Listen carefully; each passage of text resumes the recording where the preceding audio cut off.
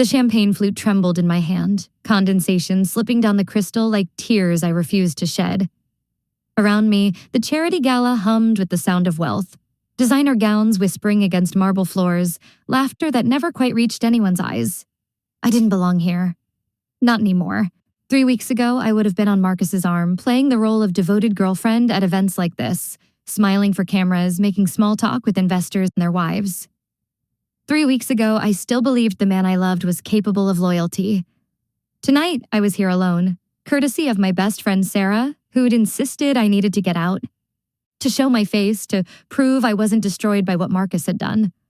But standing in the corner of the Metropolitan Museum's Grand Hall, clutching my champagne like a lifeline while trying to avoid eye contact with anyone who might recognize me from the society pages, I felt exactly as destroyed as I'd feared.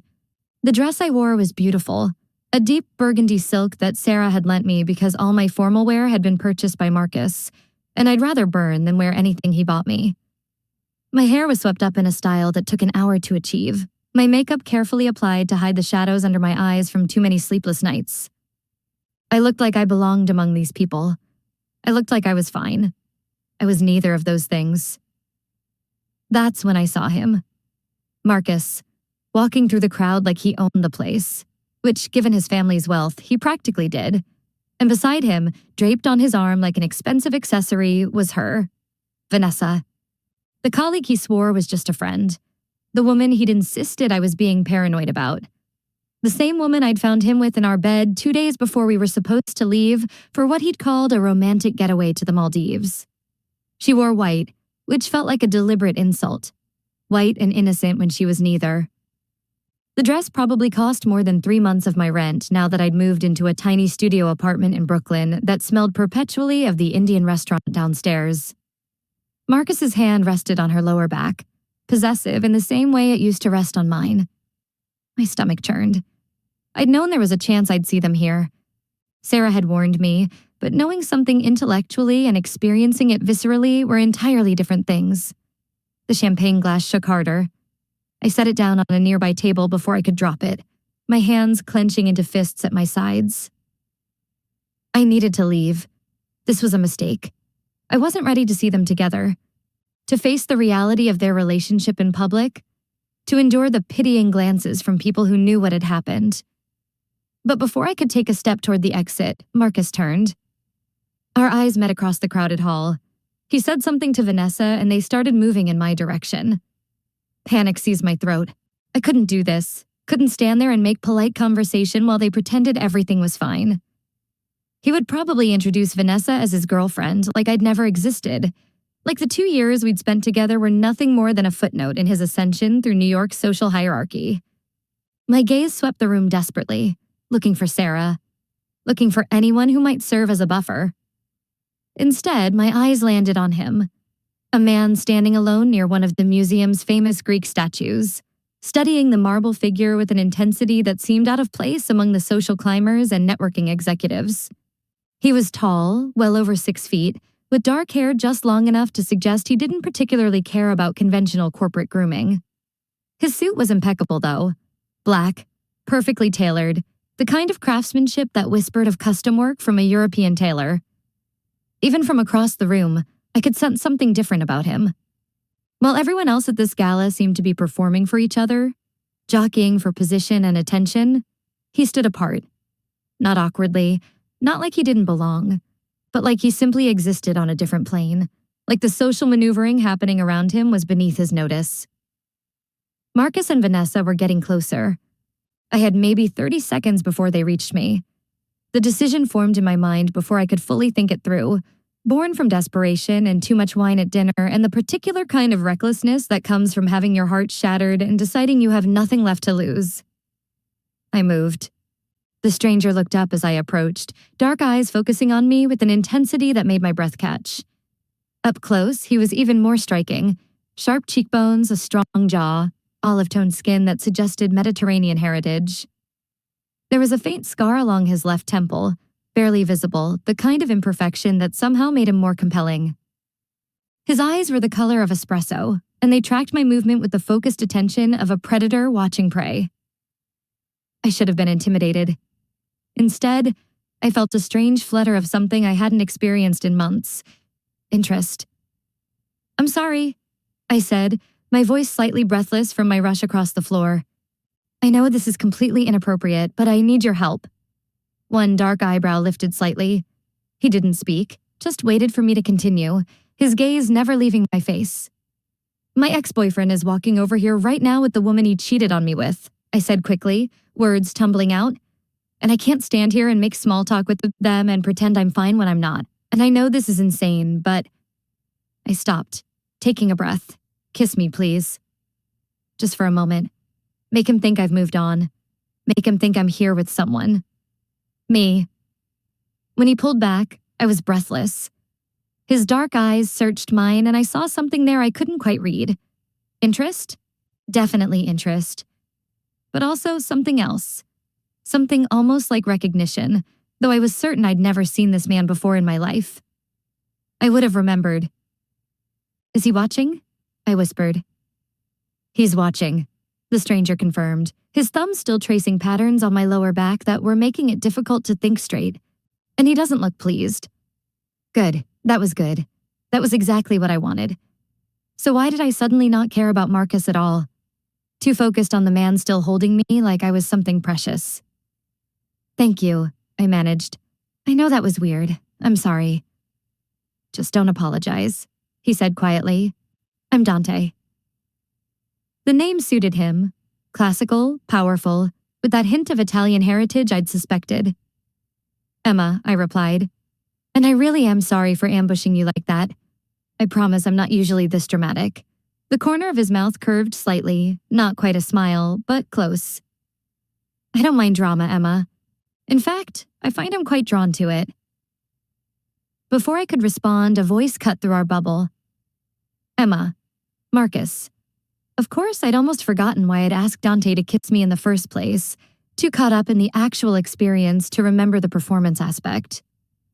Dante's hand remained on my back as I turned, his presence solid and reassuring behind me. Marcus stood 2 feet away, Vanessa attached to his side like a barnacle. Up close, she was even more perfect than I'd realized. Blonde hair and beachy waves, modeled thin with the kind of effortless beauty that came from good genes and expensive maintenance. Everything I wasn't. "Marcus," I said, proud of how steady my voice sounded. "Vanessa, enjoying the gala?" Marcus's jaw was tight, his eyes flicking between me and Dante with barely concealed anger. "I didn't know you were coming tonight. Sarah didn't mention it when I spoke to her last week." Of course he'd been talking to Sarah, probably trying to find out how I was doing if I was falling apart. The thought made my spine stiffen. "It was a last-minute decision," I said smoothly. "Dante had an extra ticket and I couldn't pass up the opportunity." The lie came easily, and Dante's hand tightened slightly on my back in what might have been approval. "Dante," Marcus repeated, his attention shifting fully to the man beside me. Something flickered across his face. Surprise, maybe even alarm. "Dante Salvatore, we've met." Dante's voice was polite, but there was an edge to it that hadn't been there before. Marcus swallowed visibly. "No, I've heard of you. Your family's investments in real estate, the import business." He was babbling slightly, which was unusual for Marcus. He was normally smooth, confident to the point of arrogance. "You're somewhat of a legend in financial circles." "How flattering," Dante said, though his tone suggested it was anything but. His hand moved from my back to my hip, a possessive gesture that sent a shiver through me. "Emma and I were just discussing the Greco-Roman exhibit. Have you seen it?" It was a dismissal, polite but unmistakable. Marcus seemed to recognize it, his face flushing slightly. Vanessa tugged on his arm, sensing the tension even if she didn't understand its source. "We should find our table," she said, her voice high and breathy. "The dinner service will start soon." Marcus didn't move for a moment, still staring at Dante like he was trying to solve a puzzle. Then his gaze shifted back to me, and I saw something in his expression I didn't expect. Concern, maybe even fear. "Emma, can I talk to you for a moment alone?" "No," I said simply. "Anything you need to say, you can say in front of Dante." "Emma," Marcus started. The lady has made her preference clear, Dante interrupted, his voice dropping to something dangerous. I suggest you respect it. There was a moment of tension where I genuinely thought Marcus might push back. He'd always had a problem with being told no, with not getting his way. It was one of the many red flags I'd ignored during our relationship. But something in Dante's expression, or maybe his tone, made Marcus think better of it. Right, Marcus said stiffly. Of course. Enjoy your evening, Emma. He turned and left, Vanessa stumbling slightly in her heels as he pulled her away faster than was strictly polite. I watched them disappear into the crowd, feeling a strange mixture of triumph and emptiness. That went well, I said weakly, then laughed, the sound bordering on hysterical. Dante's hand on my hip steadied me, his thumb rubbing slow circles that were probably meant to be comforting but were having a different effect entirely. You're shaking, he observed. I was. Now that the adrenaline of the confrontation was fading, I felt like I might come apart at the seams. The champagne I'd had earlier on an empty stomach wasn't helping. I should go, I said, taking a step back from Dante's touch, immediately missing the warmth of it. Thank you, really, for playing along. I'm sorry I dragged you into my mess. Where will you go? Dante asked. I hadn't really thought about it. Back to my tiny apartment, probably. Maybe order takeout and watch something mindless on Netflix until I could sleep, though sleep had been elusive lately. Home, I said vaguely. I'll call an Uber. Have dinner with me instead. The invitation caught me completely off guard. I stared at him, trying to figure out if he was serious or just being polite. His expression gave nothing away. You don't have to do that, I said. We're already at a dinner, he pointed out. The gala includes a meal. Sit with me. Let me ensure your ex-boyfriend spends the entire evening watching you enjoy yourself. It was a bad idea. I knew it was a bad idea. Dante was clearly way out of my league, the kind of man who probably had models and actresses fighting for his attention. This was just a momentary amusement for him, a way to pass the time at a boring charity event. And yet, okay, I heard myself say, yes, dinner. His smile, when it came, transformed his face from merely handsome to absolutely devastating. Excellent, come. He offered his arm, and after a moment's hesitation, I took it. The fabric of his suit was soft under my fingers, and I could feel the solid muscle of his forearm. He led me through the crowd with the kind of easy confidence that suggested he'd been navigating high society events his entire life. People moved out of our way without him having to ask, conversations pausing as we passed. I noticed several women staring at Dante with obvious interest, their gazes sliding to me with poorly concealed curiosity and, in some cases, envy. Who was I, their expressions seemed to ask. Who was this nobody on Dante Salvatore's arm? I wondered the same thing. She always said I needed someone who wasn't afraid to challenge me, who would see past the reputation to the man beneath. And do I? I asked. See past the reputation? I don't know yet, Dante said. Honestly, you know almost nothing about me except what I've told you in the last few hours. You're basing your decision to be here on instinct and attraction and possibly the desire to do something reckless after being hurt. Is that a bad thing? No, he said. But I need you to understand what staying means, what I am, what my life involves.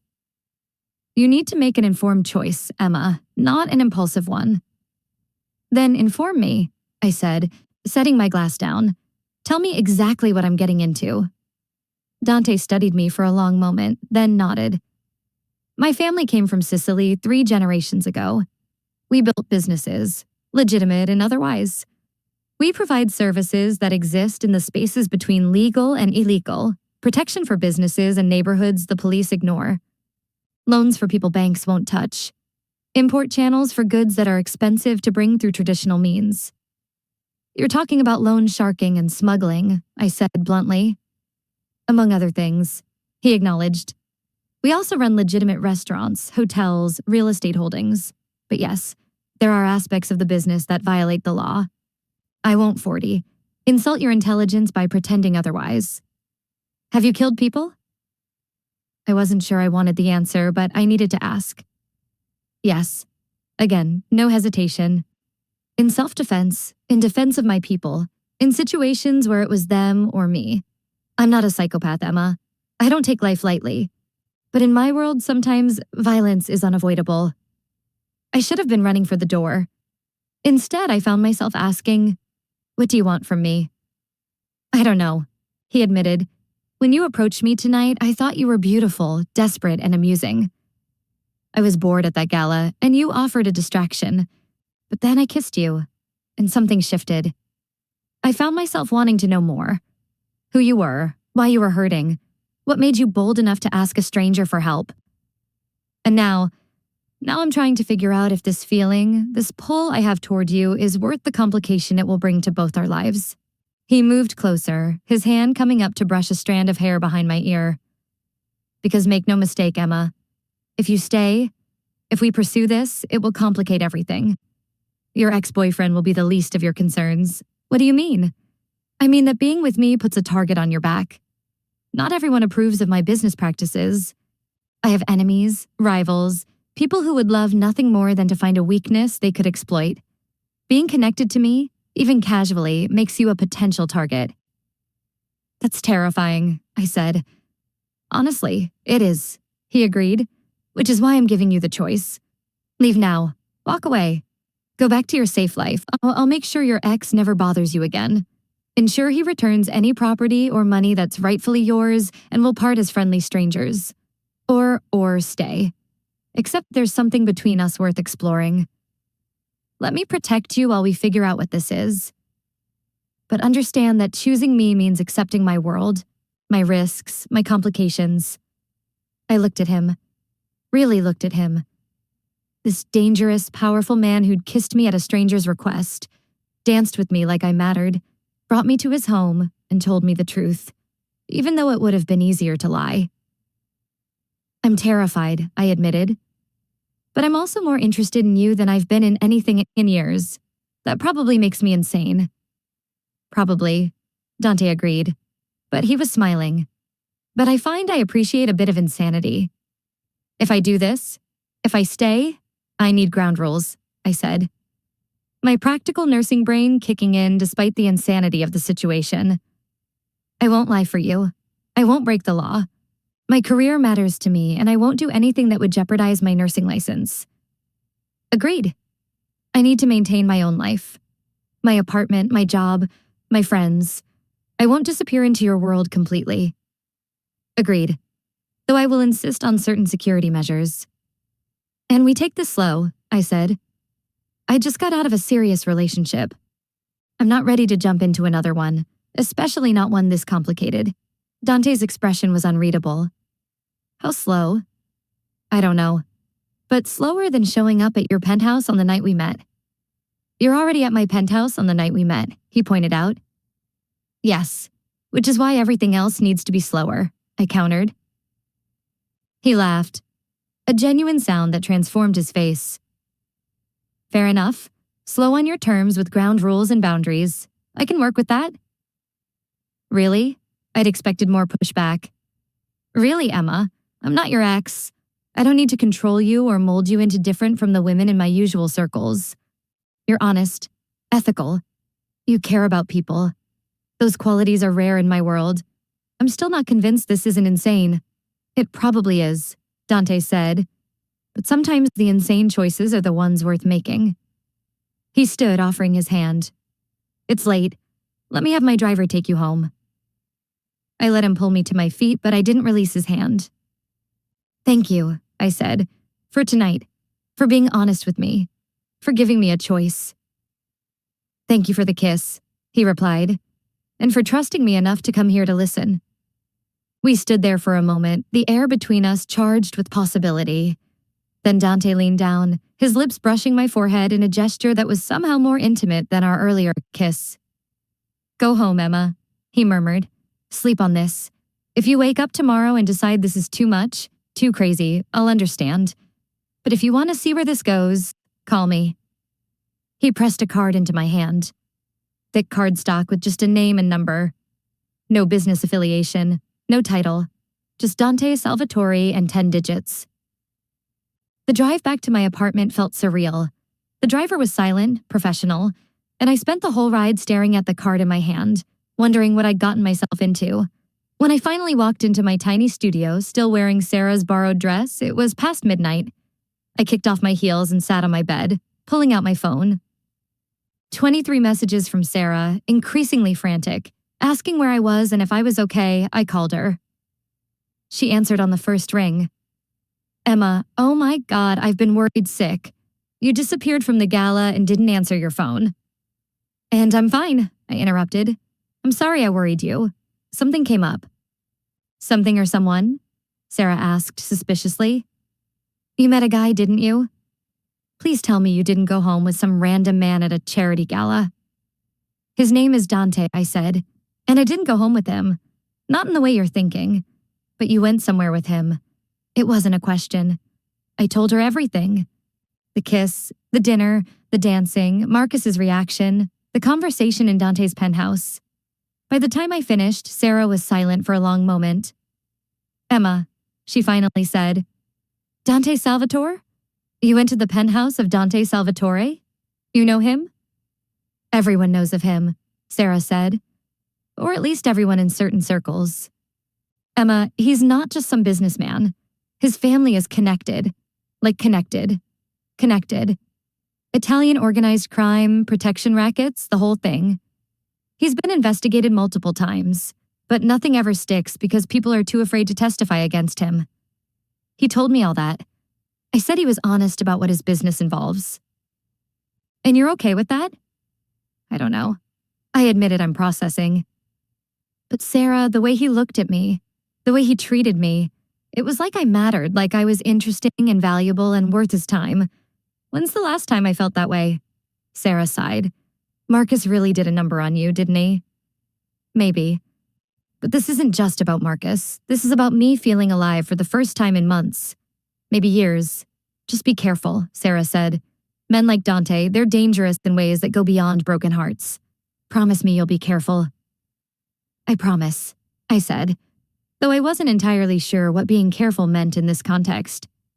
After we hung up, I got ready for bed, going through the familiar routine of washing my face, brushing my teeth, setting out scrubs for tomorrow's shift. Normal things, grounding things, but my mind kept wandering back to Dante.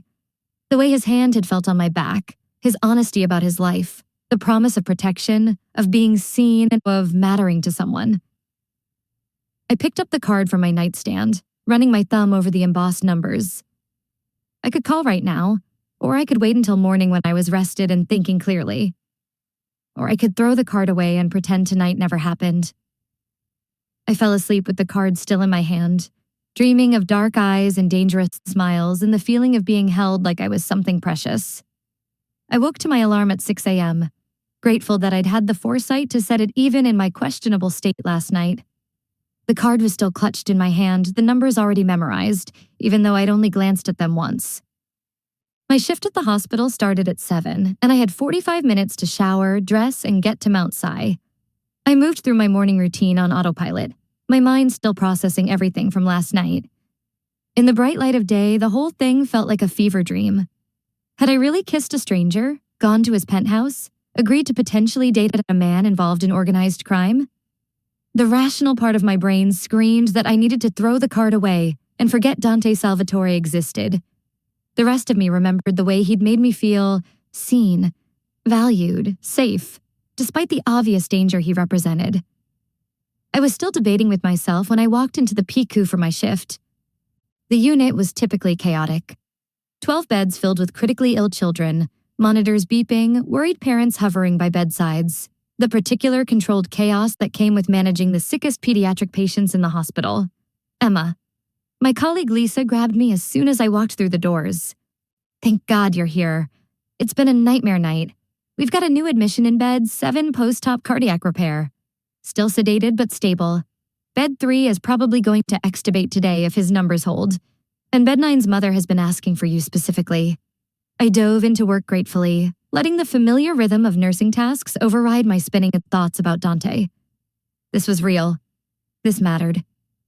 Taking care of children who couldn't take care of themselves. Supporting families through the worst days of their lives. This was what I was good at.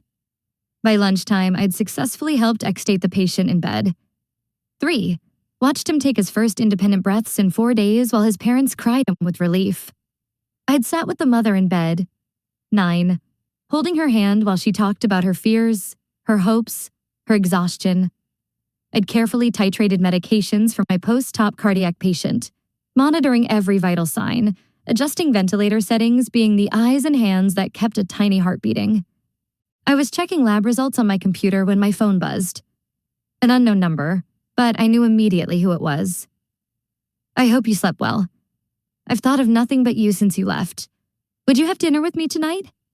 Somewhere public, slow, on your terms. D. My heart did something complicated in my chest. I should have ignored it. Should have deleted the number and gone back to my safe, predictable life. Instead, I found myself typing. I work until 7. Somewhere quiet. I don't think I can handle anywhere fancy tonight. His response came almost immediately. I know a place. Small Italian restaurant in the village.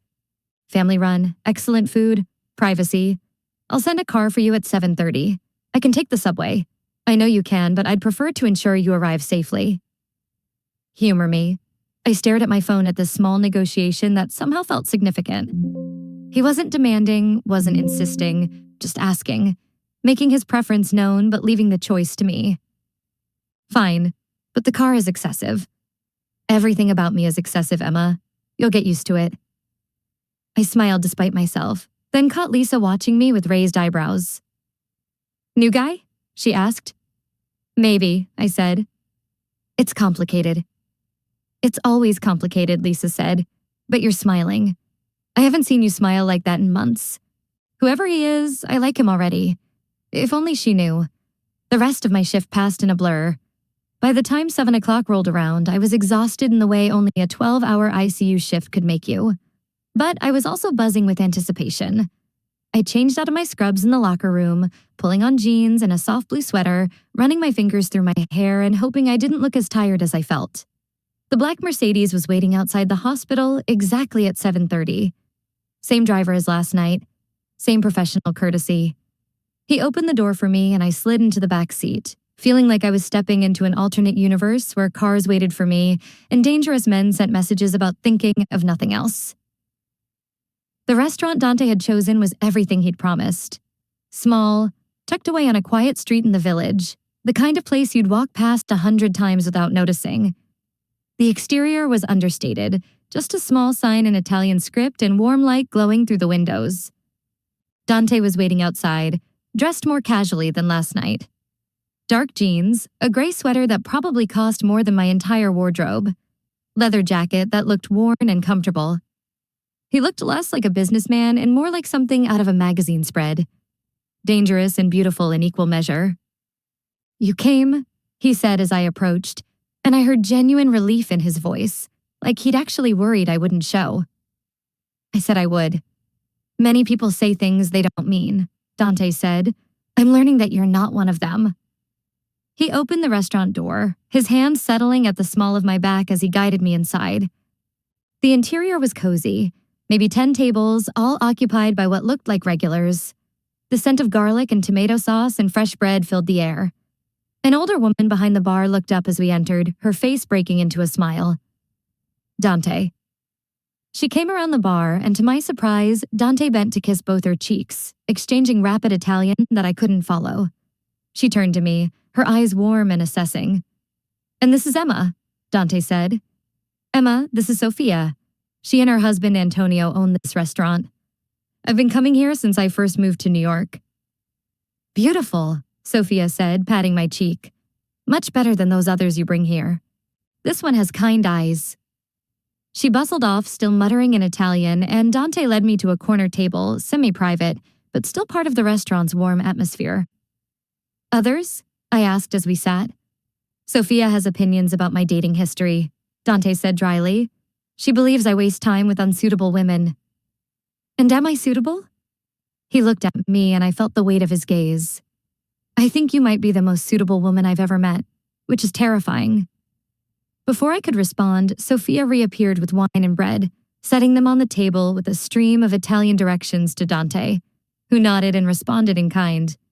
She's bringing us the special, he translated. Whatever Antonio made tonight that she thinks we should eat. I hope you don't mind. I don't mind. I took a piece of bread, still warm, and bit into it. Perfect. This is nice. Quiet, normal. Is that disappointing? Dante asked. You were probably expecting something more dramatic after last night. Honestly, I don't know what I expected, I admitted. This is all so far outside my experience. I've never dated anyone connected to, well, anything illegal. We're not dating, Dante pointed out. This is just dinner between two people who are attracted to each other and trying to figure out if there's something worth pursuing beyond attraction. Is there? I asked. Tell me something real about yourself, Dante. Something that has nothing to do with your business or your reputation. Something that's just you. He considered this, sipping his wine. I read. He finally said obsessively. Fiction mostly, though I'll read anything well written. When I was young, books were escape. My father wanted me to follow in his footsteps, to be hard and ruthless, to see the world only in terms of power and territory. But my mother loved literature, poetry, stories. She'd read to me at night, even when I was too old for bedtime stories. Dante's Inferno, obviously. He smiled slightly, but also Shakespeare, Homer, modern fiction. She taught me that there was more to life than the business, that a man could be both strong and thoughtful. She sounds wonderful, I said softly. She was, and stubborn. When my father tried to pull me out of school to work full-time for the family, she threatened to leave him. Actually packed bags and everything. He backed down. She's the only person I've ever seen make him back down from anything. Do you miss her? Every day. His honesty was disarming. She's been gone 5 years, and I still find myself wanting to call her when something happens, good or bad. Still hear her voice in my head telling me to think before I act, to lead with strength but temper it with wisdom. Sophia returned with plates and conversation paused as she served us what looked like homemade ravioli in a butter sage sauce, followed by perfectly cooked chicken with roasted vegetables. It was simple food elevated to art through quality ingredients and obvious skill. Now you, Dante said as we ate, tell me something real about you. Not Nurse Emma or ex-girlfriend Emma, just Emma. I thought about it. I paint, I said badly. Probably, but I love it. Watercolors mostly. I have a little setup in my apartment, just a corner with a folding table and supplies. When I can't sleep, when my brain won't shut off after a difficult shift, I paint. Abstract things, mostly colors and shapes and feelings, rather than anything recognizable. It's the only time my mind goes quiet. I'd like to see your work sometime, Dante said. It's really not good, I protested. I don't care if it's good. I care that it's yours, that it's something you create when you need peace. That tells me more about who you are than any polished portfolio ever could. We talked through dinner, conversation ranging from books we'd read to places we'd traveled to childhood memories and embarrassing moments. Dante told me about growing up in Sicily, swimming in the Mediterranean, stealing figs from a neighbor's tree. I told him about summers at my grandmother's house upstate, failed attempts to learn the piano, my brother's cancer diagnosis and recovery. It felt normal, which was perhaps the strangest part. Sitting in this tiny Italian restaurant with a man connected to organized crime, discussing every day, why me, I finally asked as we shared a slice of tiramisu that Sophia had insisted we needed. There have to be dozens, hundreds of women who would be interested in you. Women from your world who understand the complications, who wouldn't need everything explained. Why pursue someone like me? Dante set down his fork, his expression serious. Because every woman I've dated from my world has wanted me for what I could provide. Power, money, status, protection. They saw Dante Salvatore, head of the organization, not Dante the man. You didn't know who I was when you asked me to kiss you. You just saw a stranger who might help you get through a difficult moment. But now I do know who you are, I pointed out. And yet you're still here, he said. Despite knowing the risks, despite having every reason to run, you're sitting across from me, sharing dessert, asking questions about my mother and my childhood. You see me, Emma, the man and the reputation, and you're trying to reconcile those things rather than running from them or only seeing what you want to see. I'm still terrified, I admitted. Good. If you weren't scared, I'd worry about your judgment. He reached across the table, his hand covering mine. I can't promise this will be easy. I can't promise there won't be moments when you question everything, but I can promise honesty, protection, and that I will never intentionally hurt you. Those are big promises. I don't make promises I can't keep. We left the restaurant an hour later, stepping out into the cool New York night. The street was quiet, just the distant sound of traffic and the occasional passerby. Walk with me? Dante asked. Just for a bit. I'll have the car follow us. I nodded and we started walking. No particular destination, just moving through the village streets. Dante's hand found mine and I let him hold it, marveling at how natural it felt. I need to tell you something, I said as we walked. About Marcus, your ex? He's been texting me since last night. He wants to talk. Says we need to discuss things. He's never been this persistent before. Dante's hand tightened slightly on mine. What kind of things does he want to discuss? He won't say. Just keeps insisting that I need to hear him out, that it's important. I've been ignoring the messages, but he sent another one during my shift today, saying he was going to come by my apartment if I didn't respond. Something dangerous crossed Dante's face. He's threatening you. I don't think he means it that way. He's just Marcus thinks if he's persistent enough, people will eventually give him what he wants. It's how he operates. And do you want to speak with him? No, I said immediately. I have nothing to say to Marcus. We're done. Seeing him last night just confirmed that. Whatever he wants to discuss, it doesn't change anything. Would you like me to ensure he stops contacting you? There was something in Dante's tone that made me look at him sharply. What do you mean by ensure? I mean, I could have a conversation with him. Make it clear that his continued contact is unwanted and won't be tolerated. Nothing violent, he added, seeing my expression. Just a conversation between men about respecting boundaries. That feels like it might escalate things, I said slowly. Or it might end them definitively, Dante countered. Men like your ex, they need someone to make them understand the consequences. You've told him no. He's ignoring that. Sometimes a different messenger is more effective. I thought about it. The feminist part of me bristled at the idea of needing a man to fight my battles. But the practical part, the part that was tired of Marcus's texts and threats and attempts to insert himself back into my life, saw the appeal. Let me handle it my way first, I finally said.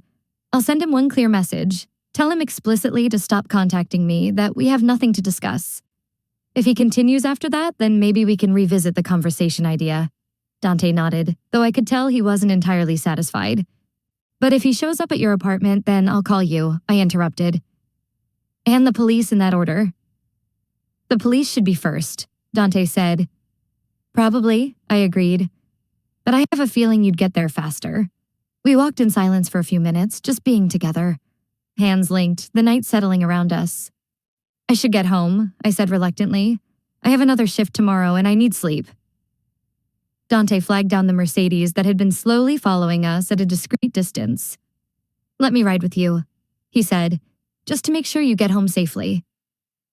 I wanted to protest that I could take care of myself, that I'd been navigating New York alone for years, but I also wanted more time with him. Wanted to stretch out this evening a bit longer. Okay. The drive to my apartment building took 15 minutes.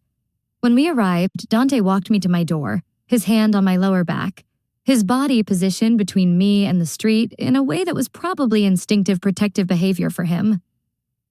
Thank you for tonight, I said as we stood outside my building, for dinner, for the walk, for just being normal for a few hours. Thank you for giving me a chance, Dante replied, for not running when you had every reason to. We stood there for a moment, the space between us charged with possibility. Then Dante leaned down, his lips brushing my forehead, my cheek hovering near my mouth. May I? He asked softly. In answer, I closed the distance, kissing him with more confidence than I'd felt last night. This kiss was different from our first. Slower, deeper, filled with the knowledge of who we were to each other now rather than the desperate performances of strangers. His hand came up to cup my face, thumb brushing my cheekbone, and I melted into him into this moment of connection and possibility. When we finally broke apart, both slightly breathless, Dante rested his forehead against mine. I should go, he said, before I do something that violates your slow timeline. Probably smart, I managed, though I was having trouble remembering why slow was important when he was looking at me like I was something rare and precious. Good night, Emma. Good night, Dante.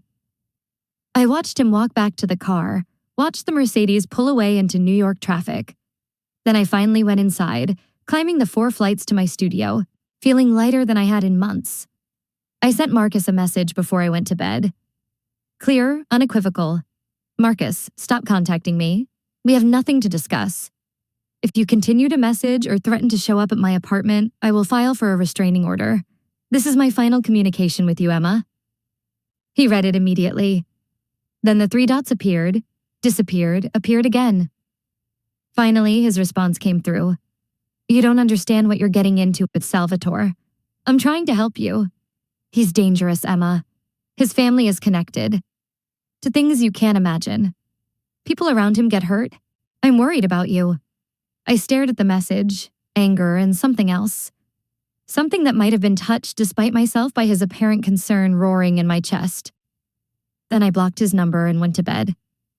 I didn't hear from Marcus for 3 days. 3 blissful days of work and painting and texts from Dante that ranged from good morning messages to random observations about his day to photos of books he thought I'd like. We had dinner twice more, once at another quiet restaurant, once at his penthouse where he cooked for me, producing a pasta dish that rivaled anything I'd eaten in Italy. Where did you learn to cook like this? I asked, watching him move around his kitchen with practiced ease. My mother again, he said. She believed a man should be self-sufficient, that depending on others for basic survival, needs made you weak. So she taught me to cook, clean, manage a household. My father thought it was ridiculous that we had people for those things, but she insisted. I'm glad she did, I said. This is incredible. We ate on his terrace overlooking the city, talking about everything and nothing. Dante told me about his week, a combination of legitimate business meetings and vague references to other obligations that I didn't ask about. I told him about my patients, about the 3-year-old who'd been extated successfully, about the family who'd said goodbye to their daughter, about the small victories and heartbreaking losses that made up my work. I don't know how you do it, Dante said. How you care for these children, support these families, knowing that some of them won't make it. Someone has to, I said simply. And on the days when we do save them, when a child who shouldn't survive does, when a family gets to take their baby home, those moments make everything else worth it. You're extraordinary, Dante said. And the way he looked at me made my breath catch. You see that, don't you? How rare you are. I'm just a nurse, I protested. No, you're a person who chooses every day to walk into one of the hardest situations imaginable and try to make it better. That's remarkable. On the 4th day, my carefully constructed bubble of happiness popped. I came home from a particularly brutal shift to find my apartment door ajar, not broken open. Not obviously forced, just unlocked and open about 2 in. Every self-preservation instinct screamed at me to not go inside to call the police to wait for help. Instead, I pulled out my phone and called Dante. He answered on the first ring. Emma, what's wrong? My apartment door's open, I said, keeping my voice low. I didn't leave it open. Someone's been here. Where are you now? His voice had gone cold. Controlled, in the hallway. I haven't gone inside. Good. Don't go downstairs to the street. Stay where there are people. I'm sending someone to you now. They'll be there in 3 minutes. Then I'm coming. Dante, I should call the police. You can call them once my people have secured the situation, he said. Please, Emma, trust me. 3 minutes. He hung up before I could argue. I stood in the hallway, staring at my open door, my heart pounding. 2.5 minutes later, 2 men appeared at the top of the stairs. They were dressed normally, jeans and jackets, but there was something about the way they moved, the way they scanned the hallway that screamed professional security. Miss Emma, the taller one, asked, Mr. Salvatore sent us. We're going to check your apartment. Please wait downstairs. I wanted to argue, to insist on going with them, to maintain some control over the situation. But something in their expressions, combined with Dante's urgency, made me nod and head downstairs. I waited on the street outside my building, watching people pass by, trying to look normal while my mind raced through possibilities. Robbery? But I didn't own anything worth stealing. Random break-in possible, but the door hadn't been forced. Had I maybe forgotten to lock it this morning in my exhaustion? That didn't feel right. Dante arrived in his Mercedes 7 minutes later, emerging from the car before it fully stopped. He scanned the street, spotted me, and covered the distance in 3 long strides. "Are you hurt?" His hands came up to cup my face, turning it side to side, checking for injury. "No, I'm fine. I didn't go inside." "Your people are up there now." "Good, that's good." He pulled me against his chest, and I let myself lean into him, feeling the solid warmth of his body, the steady beat of his heart. One of the men from earlier appeared in the doorway of my building, catching Dante's eye. Some silent communication passed between them, and Dante's arms tightened around me. "What?" I asked, pulling back to look at his face. "What did they find?" "Come with me," he said instead of answering. "I'll show you." My apartment wasn't trashed. That was the first thing I noticed when Dante led me inside, his hand firmly on my back. Everything was mostly where I'd left it. My bed was made, dishes in the sink, painting supplies in their corner. But there were differences. Subtle wrongness that made my skin crawl. My drawers had been opened, not violently, but methodically. Contents shifted through. My laptop, which I'd left closed on my desk, was open. And on my bed, placed carefully in the center of my pillow, was a photograph. Me and Marcus from 6 months ago at some charity event smiling for the camera, except my face had been crossed out with red marker and written across the bottom in the same red marker. "Be careful who you trust." I felt the blood drain from my face. "Marcus," I whispered. "Maybe," Dante said, his voice carefully controlled. "But this is fairly sophisticated for a jealous ex-boyfriend. No forced entry, no obvious signs of search. They knew what they were looking for." "Moved through your space methodically." "What were they looking for?" one of Dante's men answered.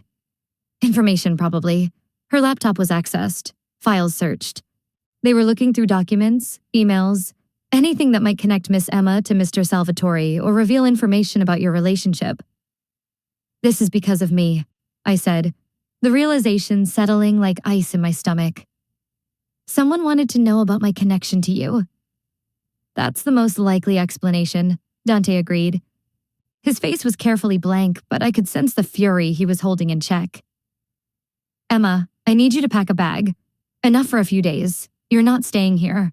I can't just leave my apartment." "You can and you will," he said. And there was no room for argument in his tone. "Someone violated your space, left a threat, accessed your personal information. Until we know who and why, you're not safe here. Dante, please." He turned to face me fully, his hands coming up to frame my face. "Please, Emma, I can't protect you if you stay here. Let me keep you safe just for a few days until we sort this out." I wanted to argue, wanted to insist on my independence, on my right to stay in my own home. But the photograph on my bed, my face crossed out in angry red, kept drawing my eye. And underneath the stubborn independence was fear. Real, visceral fear that someone had been in my space, had touched my things, had left a message meant to terrify me. "Okay," I said finally. "A few days, but I need to work my shifts. I'll have someone drive you, stay with you at the hospital. That's excessive. It's necessary," Dante interrupted. "And non-negotiable. You can argue about everything else, but on this, I need you to trust my judgment." I packed quickly, throwing clothes and toiletries into a duffel bag. My painting supplies because I knew I'd need them. My laptop, though Dante's people had already confiscated it to check for spyware or tracking software. 20 minutes later, I was back in Dante's Mercedes, heading toward his penthouse. My entire life reduced to a single bag. "I'm sorry," Dante said once we were moving through traffic. "This is exactly what I warned you about.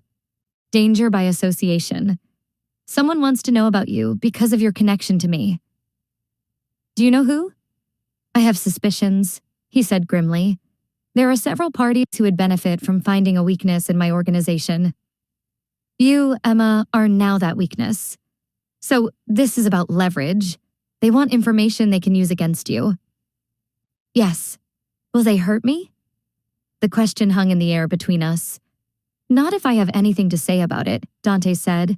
"But I need you to understand this has escalated things. We're no longer talking about a casual relationship.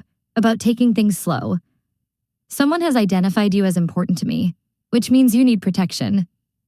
Serious, constant protection. I don't want to live like that, I said, looking over my shoulder constantly, having bodyguards, being afraid.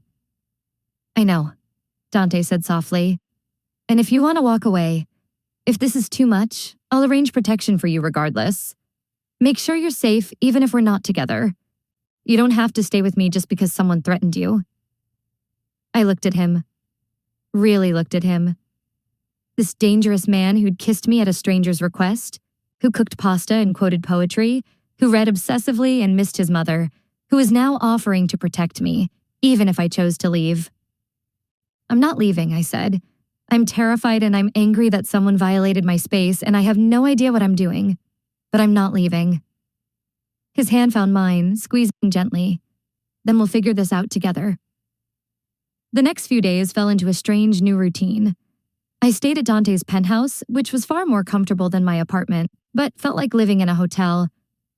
I went to work with a driver and a discreet bodyguard, a woman named Maria, who posed as a nursing student, shadowing me for the day. She was professional, competent, and intimidating despite her friendly demeanor. Dante's people investigated my apartment break-in, working with their own resources rather than involving the police. I learned that in Dante's world, law enforcement was a last resort, not a first response. We found 3 listening devices. One of Dante's security people told us on day 3.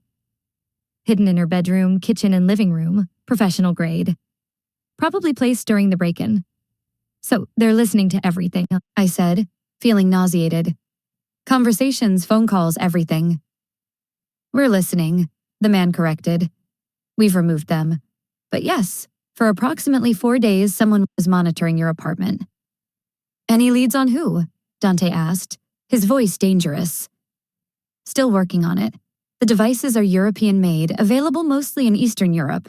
That narrows it down to a few possibilities. After he left, I turned to Dante. Eastern European. That means something to you. It suggests involvement from the Clove organization. Dante said, Russian mob based in Brooklyn. We've had disagreements in the past about territorial issues. They've been pushing into areas my family traditionally controls. This could be an attempt to gather intelligence or create leverage. So this is mob politics. Everything in my world is mob politics, Dante said. And you're now part of that world, which means you're a piece on the board, whether we like it or not. That night, I couldn't sleep. I stood at the windows of Dante's penthouse, looking out over the city, trying to process everything that had happened in less than 2 weeks. 2 weeks ago, I'd been a heartbroken nurse, living alone, working too many shifts, convinced I'd never trust anyone again. Now I was living with a mob boss under protection from the Russian mafia. My entire life upended because I'd asked a stranger to kiss me at a charity gala. You're thinking too loudly. Dante's voice came from behind me. I turned to find him standing in the doorway wearing just sleep pants, chest bare, hair mussed. He looked younger like this. Less dangerous. Almost vulnerable. Sorry, did I wake you? I wasn't sleeping. He crossed to stand beside me at the window. I was thinking about how to resolve this situation without anyone getting hurt. So far, I'm not coming up with many good options. What are the bad options? I asked. War, he said simply.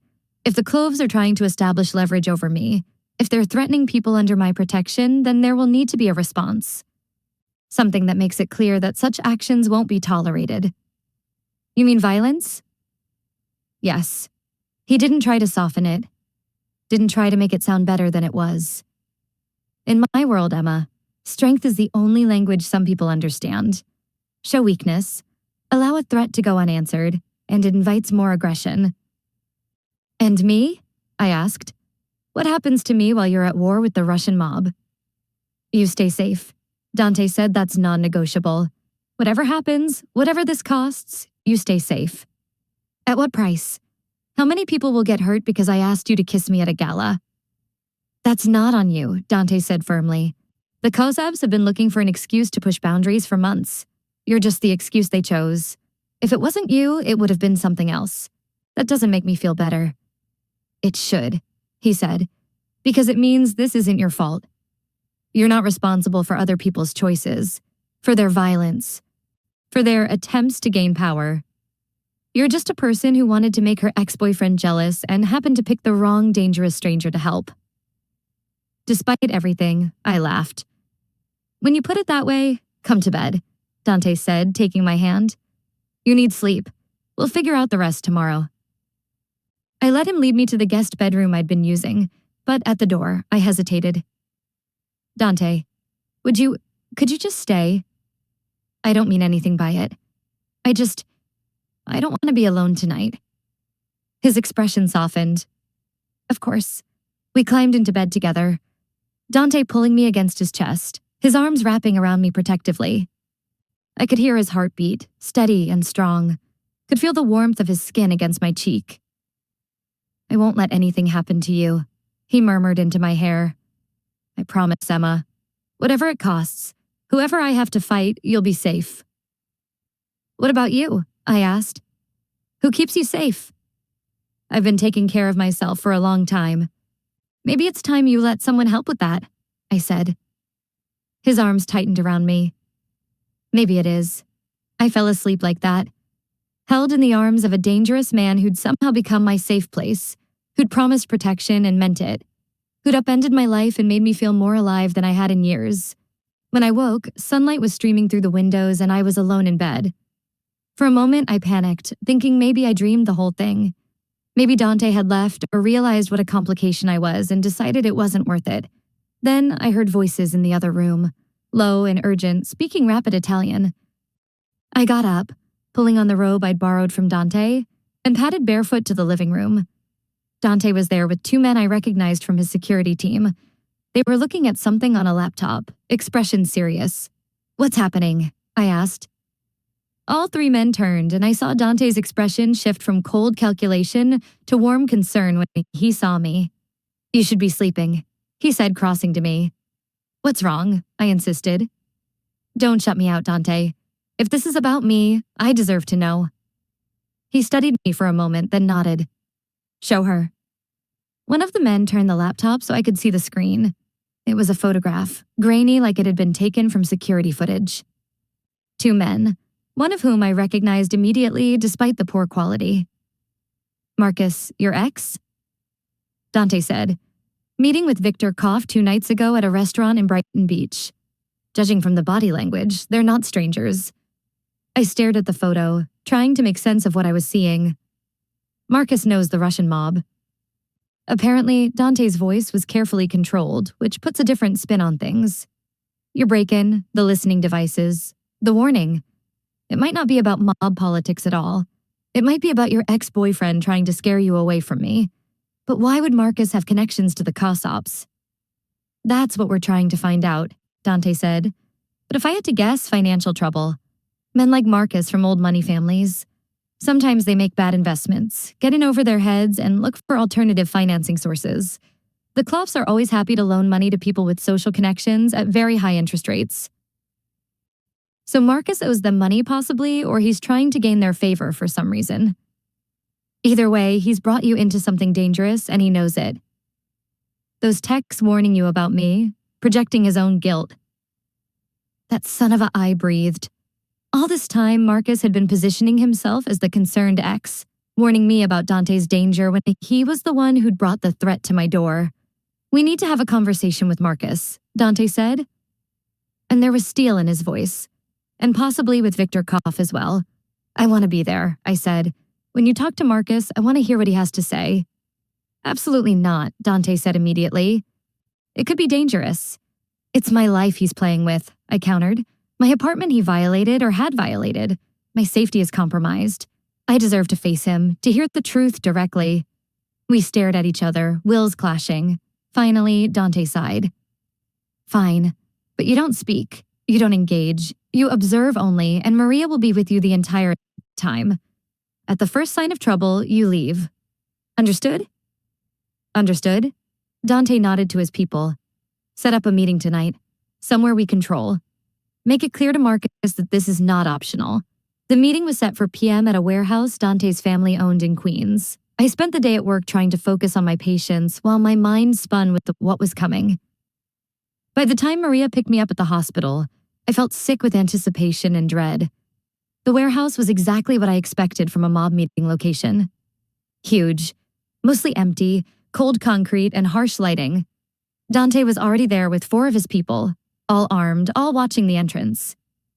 He dressed for this, all in black, his face hard in a way I hadn't seen before. This was Dante Salvatore, the mob boss, not Dante, the man who cooked pasta and quoted poetry. "You don't have to do this," he said when I arrived. "You can wait in the car and I'll tell you everything after." "I need to do this," I said. He studied my face, then nodded. "Stay with Maria no matter what happens." Marcus arrived 10 minutes later, looking nervous and out of place. He was dressed casually, jeans and a jacket, but I could see sweat on his forehead despite the cool temperature. His eyes widened when he saw me. "Emma, what are you doing here?" "She's here because this involves her," Dante said before I could respond. "Have a seat, Marcus. We need to talk. I don't think I should." 2 of Dante's men stepped forward, and Marcus quickly sat in the chair they indicated in the center of the open space. Dante circled him slowly. "Predatory.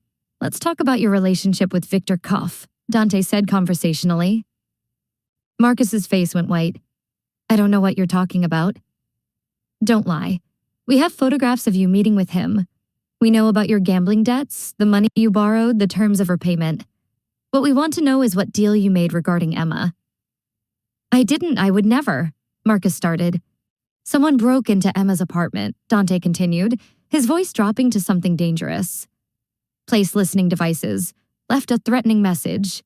That same someone has been targeting my people, gathering intelligence, and you, Marcus, have been meeting with one of my competitors. So I'll ask you again. What deal did you make?" Marcus was shaking now. "They approached me after they saw us at the gala. After they realized Emma was involved with you, they said if I provided information about her, about your relationship, they'd forgive my debts. I swear I didn't know they were going to break into her apartment. I was supposed to stay in touch with her, find out information, report back on where she was, who she was seeing." "You spied on me," I said, unable to stay silent. "You pretended to be concerned while feeding information about me to the Russian mob so they could erase your gambling debts." Marcus finally looked at me directly. "I'm sorry, Emma. I know that doesn't mean anything now, but I am. I was desperate. They were threatening me, threatening my family. I thought I was just providing harmless information, details about your relationship, nothing that would actually hurt you." "Harmless." I stepped forward, ignoring Maria's attempt to hold me back. "They bugged my apartment. Marcus, listened to my private conversations, my phone calls. They violated my space and made me afraid in my own home. Because of information you provided." "I didn't know," Marcus repeated, but his voice was weak. "That's not enough," Dante said coldly. "Your ignorance doesn't absolve your responsibility. You made choices, Marcus. You chose to protect yourself at Emma's expense. You chose to collaborate with people who have hurt innocents to settle their scores. Those choices have consequences." "What are you going to do to me?" Marcus asked, and I heard real fear in his voice. Dante was silent for a long moment. Then he said, "That depends on you. You're going to go back to the Kozlovs. You're going to tell them that Emma and I have ended our relationship, that she's no longer a person of interest. You're going to provide them with false information, lead them away from Emma completely. And in exchange, I won't kill you." Marcus swallowed audibly. "And my debts to them." "Are your problem to solve?" Dante said without sympathy. "You made a deal with the devil, Marcus. Now you have to live with it. But Emma is off limits. You ensure that, or I ensure your family is planning your funeral. Those are your options." "I'll do it," Marcus said quickly. "I'll tell them whatever you want. Just please don't hurt me." "Get him out of my sight," Dante said, disgusted. 2 of his men hauled Marcus to his feet and escorted him out. As soon as he was gone, Dante turned to me. "Are you satisfied? Did you hear what you needed to?" "He sold me out to cover gambling debts," I said, still processing. "He pretended to be worried about me while actively helping people who wanted to hurt me." "Men like Marcus only care about themselves," Dante said. "It's why they're so easy to manipulate. But he'll do what I told him. He's too afraid not to." "Will that be enough?" Will the Kozlovs really back off just because Marcus says we're not together anymore? No, Dante admitted, but it buys us time. Time to find another solution that doesn't involve open war. He crossed to me, his hands coming up to frame my face. I'm sorry you had to see that. Had to hear what he did, but I needed you to understand what we're dealing with, who your ex really is. I'm glad I was here, I said. I needed to hear the truth from him. Needed to see it for myself. Come on, Dante said, taking my hand. Let's go home. Home, I realized, no longer meant my little studio apartment in Brooklyn. It meant Dante's penthouse. Meant safety and protection. And this dangerous man who'd somehow become the most important person in my life. Over the following weeks, things slowly settled into a new normal. The Kosovs, whether because of Marcus's misinformation or because Dante had made other moves I wasn't privy to, stopped their active surveillance. My apartment was deemed safe enough to visit with escort. Though I spent most nights at Dante's place, I was formally introduced to more of his organization. The people who worked for him depended on him, looked to him for protection and leadership. They were surprisingly normal for the most part. Family men and women, people with regular lives who happened to operate in the gray areas of society. Dante began teaching me about his world, explaining the structures and hierarchies, the codes of conduct, the reasons behind rules that seemed arbitrary from the outside. I learned that his organization provided legitimate services to communities. The law ignored protection for businesses. Police didn't care about fair loans for people banks wouldn't touch. Arbitration for disputes that couldn't be brought to court. Yes, there was violence sometimes. Yes, there were activities that crossed legal lines. But there was also a system of honor, loyalty, mutual protection that I'd never encountered in my supposedly legitimate world. You're romanticizing it, Sarah said when I tried to explain during one of our rare coffee dates. Emma, he's a criminal. He hurts people. Just because he's good to you doesn't change that. I'm not romanticizing anything. I defended. I see him clearly, Sarah. The good and the bad. And yes, he's done things I don't agree with, things I'll never be comfortable with. But he's also honest about who he is. Protective of the people he cares about, loyal to a fault. Can you say the same about Marcus? About any of the supposedly upstanding men I've dated? Sarah sighed. I just don't want to see you get hurt. Or worse. I know, I said softly. But Sarah, for the first time in my life, I feel like I'm exactly where I'm supposed to be with someone who sees me. All of me, and wants me anyway. That's not something I'm willing to give up, regardless of the complications. 3 months after the night at the gala, Dante took me back to the same museum for another charity event.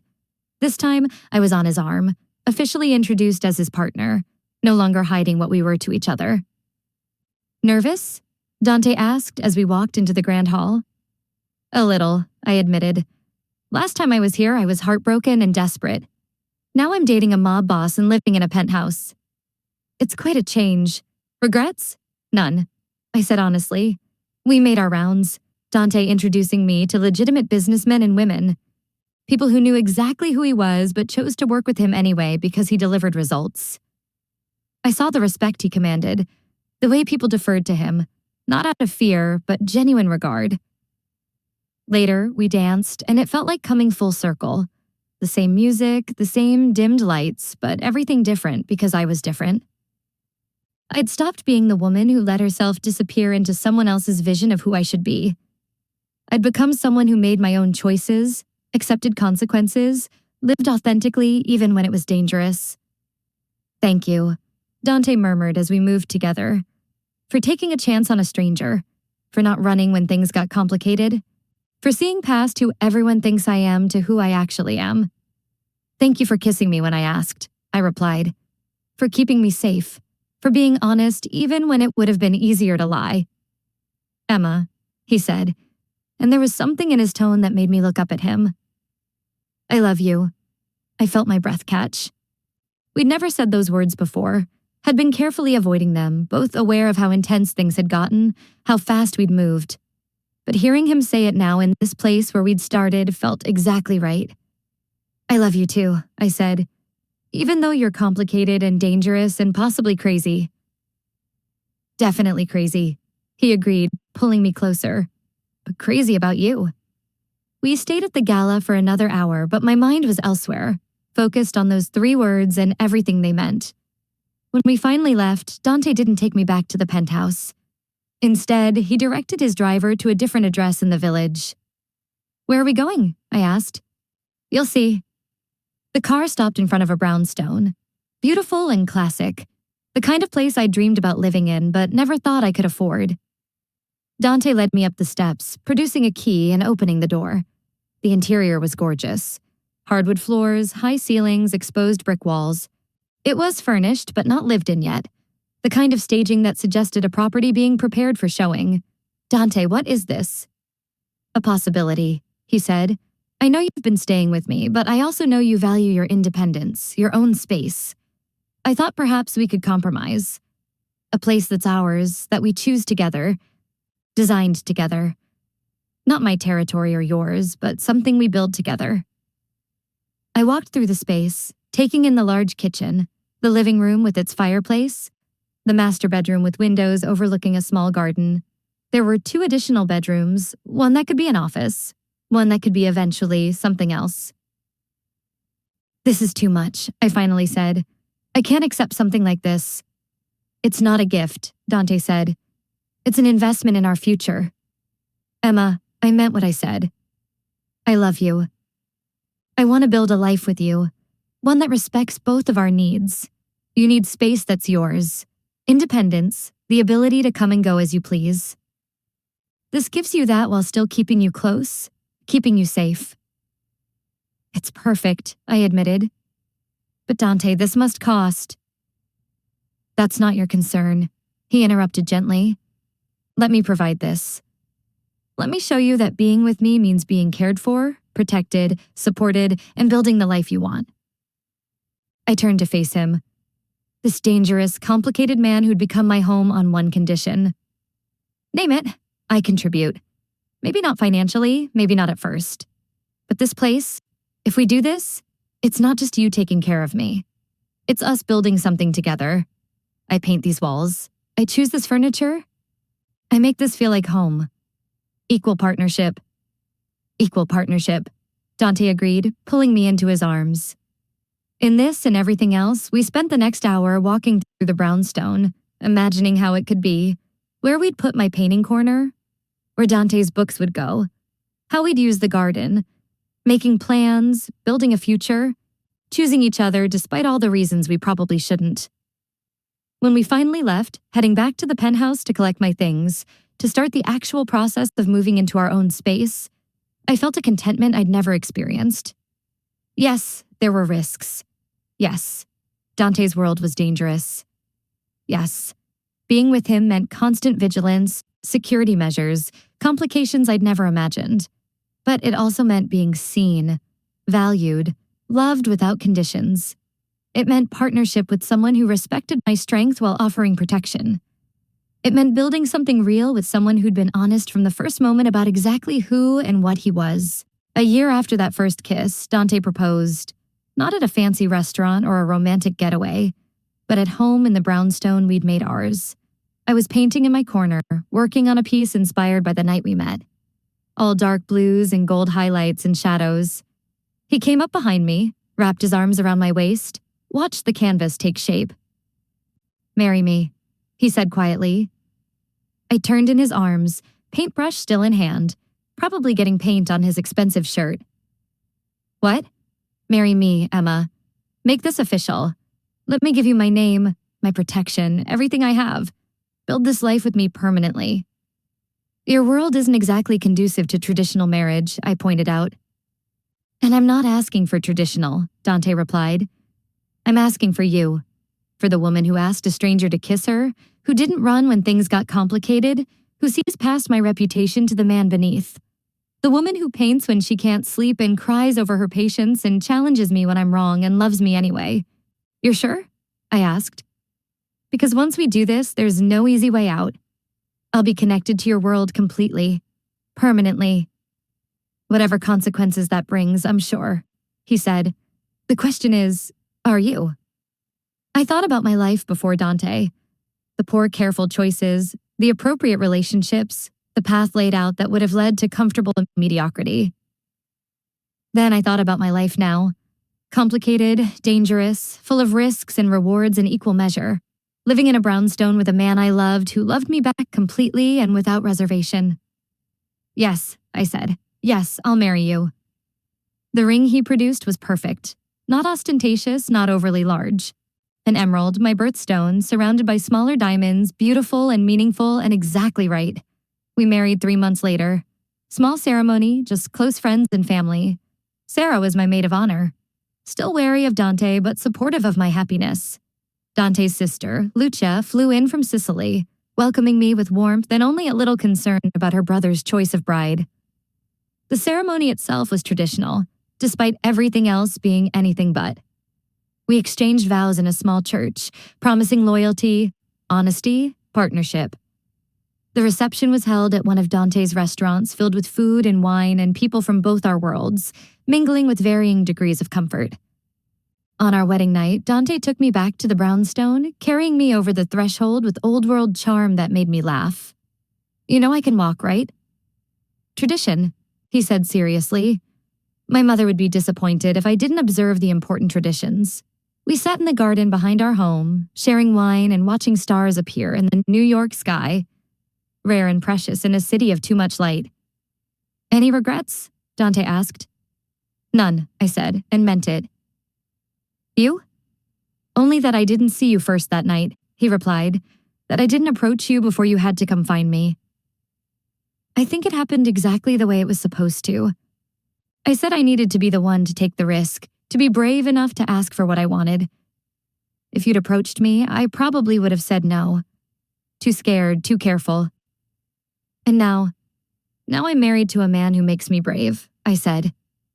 Who makes me believe that taking risks, being bold, choosing danger over safety sometimes leads to exactly where you're supposed to be. I love you, Mrs. Salvatore.